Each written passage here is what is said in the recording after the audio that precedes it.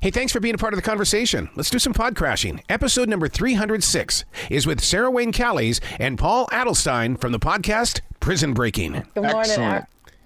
Man, this is the most original and it's so unique type of podcast in the way that it's natural. You're not going in there trying to, yuck it up like radio disc jockeys. You're having an honest to God conversation. Well, that's kind of what we've been doing since 2005. We met doing this show, and Paul's a Chicago native. We shot in Chicago. I was born there, but my parents moved when I was a baby, so he kind of helped me get to know the city. And we've just been chatting ever since, really. Now, one of the things that listeners need to understand is that Prison Break was only on for 5 seasons, but yet that fan base, my God, it's still there. It really is. That's one of the reasons we wanted to do the podcast, because you think you do a show, it's a hit, which was wonderful, and then you think, okay, this show's been off the air a couple of years. I'm sure the number of people contacting me about it or coming up to me to want to talk about it will dissipate. It didn't. If anything, it increased with the advent of DVDs being everywhere, and then once it was on streaming, it just has exploded. I feel like Sarah and I both have teenagers. People in their grades are watching it. My nieces are in their early 20s. They all watched it in high school. So it just is one of those shows that once it gets its hooks in you, people just love it. And it has just the most amazing fan base. So we really thought, we got a lot of things to share with them that they're going to like. What makes it unique is the fact that you're watching the episode and you're explaining things as it's happening. I've never heard anything like this, and it's almost like I need a pair of those VR goggles because I want to watch you guys and really participate with it. Oh, that's a great idea. That's a totally crazy component that has never occurred to us. And look, the watch party is so much fun, right? Because you hit play on the watch party, you hit play on the episode, and it's a sort of DVD commentary kind of thing. Then we go on the episode of the podcast itself on Prison Breaking, and we talk about it, talk about what we just saw, and we bring on actors and directors and writers from the show. But it's just something that I think meant a lot to everybody involved. Mm-hmm. We have the writers on, and they talk about it was a sort of mountaintop experience for them in the writer's room, and they all became really good friends, and they're still so proud of that work. It changed all of our lives in so many ways. Paul and I, like you said, we've got teenagers now, and neither of us had kids when we started this show. I spent season 2 pregnant. And so I think because it was such a life changer. Yeah, Paul, but you did really well, actually. Thank you. You didn't gain much weight. I didn't know. I carried it mostly in my legs. Yeah. Well, we shot you, from that. Right, that's right. So when you go back like that and you bring in the writers, first of all, I'm very proud of you for doing that, because a lot of viewers don't get to know the writers. And so when we hear their passion, their purpose, and their drive, man, that just makes the story more complete. And this writer's room it's a really special group of people, as they talk about all the time. Usually writer's rooms have lots of turnover year to year. This one really had a core group of 4 or 5 people that stayed with it the whole time. They're still very close friends, and that kind of fun and camaraderie, it bleeds into the whole thing. So we also knew that, with a show that was so incredibly well plotted and had it was really the beginning of the more twists and turns per square inch than television had been doing before, that we needed to hear, how they came up with this. Was this planned? Did this come up last minute? Who's the insane person who came up with this idea?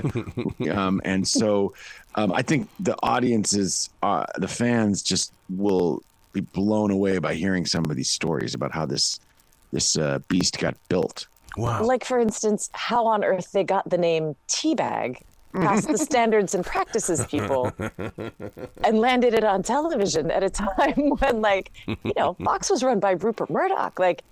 It's fascinating to talk to them. And I also, to give them credit, these are the writers that were a part of kind of bringing in some of the golden age of television, because people weren't serializing television like that until The Sopranos and Lost and 24 and Prison Break kind of made that really exciting.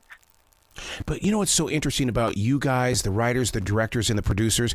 You lived in that age where you weren't introduced to streaming yet. And now that you're here, it's like a Beatles moment. 50 years later, we're still going to be watching this show.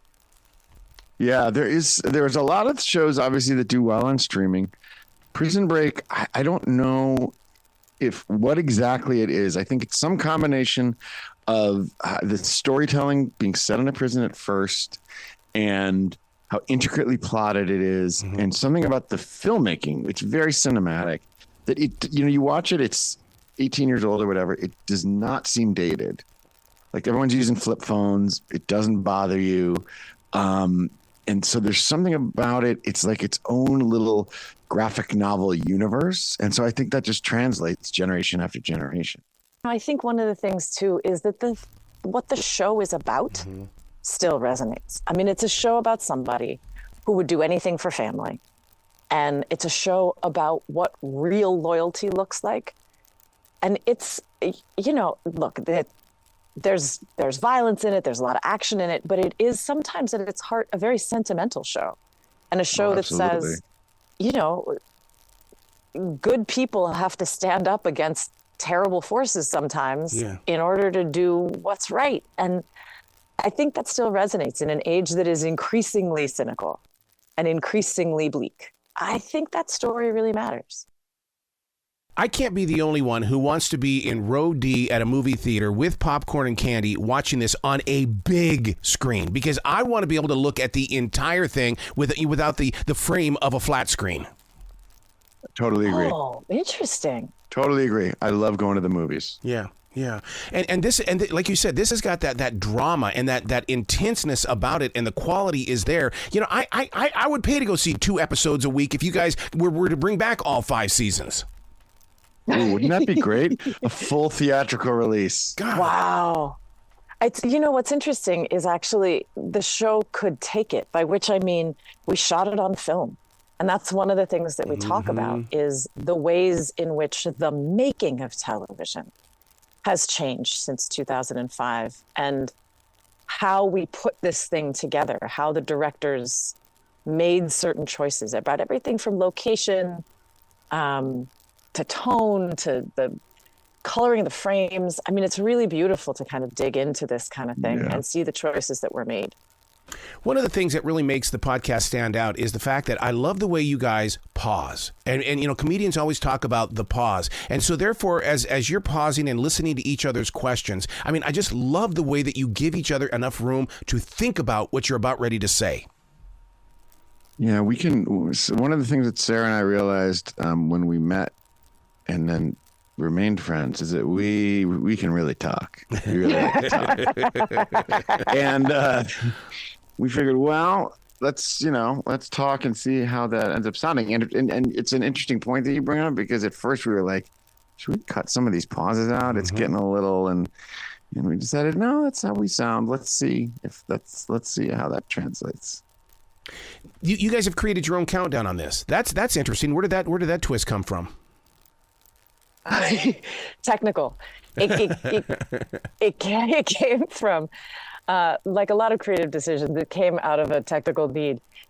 Paul's in Los Angeles and I'm in British Columbia, and in order for us to watch this thing together at exactly the same time, we have to count down. And now Paul's a musician, and so the first couple of times I would count it down, he's like, okay, but you're doing a pause between 3, 2, 1 and go. Yeah. He's like, it has to be the same amount of distance between 1 and go. And I was like, all right.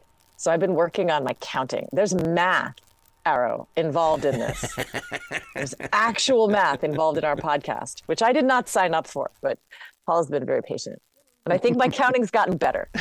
It reminds me so much of old FM radio, where at midnight on a Saturday night, they would play the full album. They would go 3, 2, 1. And it was like, here we go.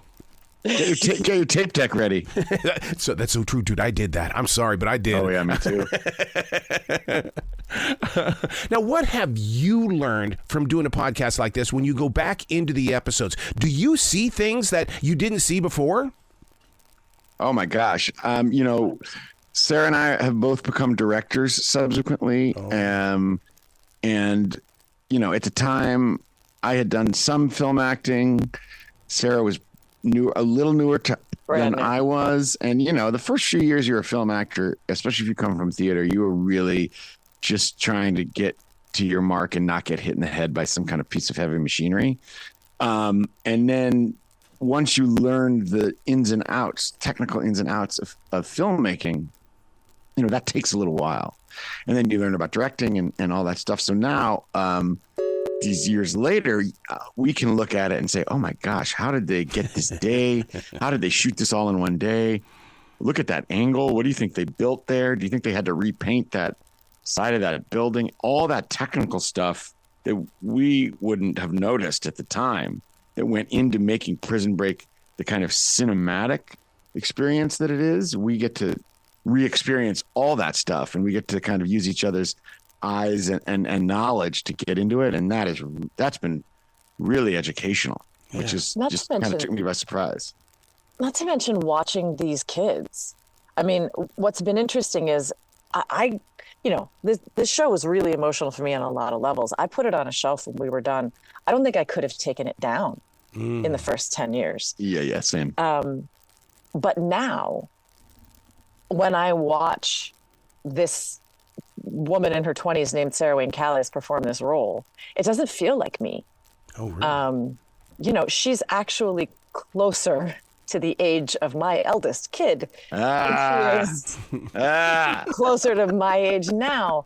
And that way I can watch at more of a remove rather than just watching it and being like, oh, I don't like this, or being neurotic, or, there's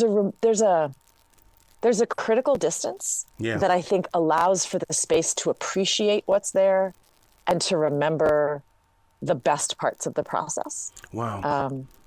Yeah. To go back like that reminds me so much of my studies with martial arts, because my sabanim would always say, I want you to learn from the sidelines, because when you watch it through other people, you become better at your craft. Do you feel like that you're better directors and better actors now that you've seen everything in the past? Oh, 100%. Yep. Yeah. Yeah. And, what's great about TV is that you have a different director every episode usually. So you get to see, you're making the same show every week, obviously, but you get different approaches, different attitudes, different techniques. And once you start paying attention to that, if you're an actor, you're around, you just get to learn by watching, which I think is the best way to learn. Yeah. One of the things that you guys are honest with listeners about, very transparent, is talk to me about that subscription, because there's more than just a podcast here. Yeah, that subscription is our watch party. And so, the show is, the way we record it is we watch it together for the first time in 15 years or so. Mm-hmm.